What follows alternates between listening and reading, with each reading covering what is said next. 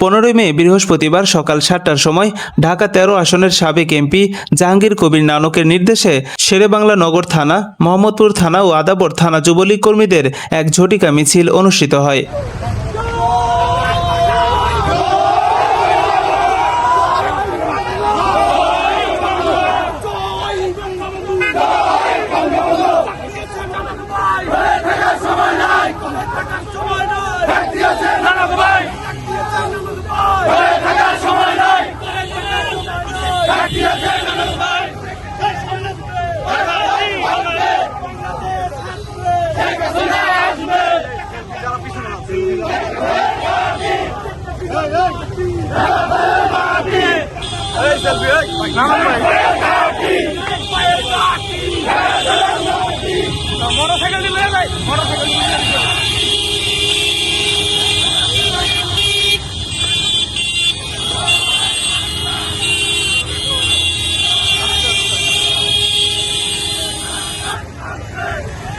একটু আসতে মোটরসাইকেল একটু আসতে ভাই ভিডিওটা করি মোটরসাইকেল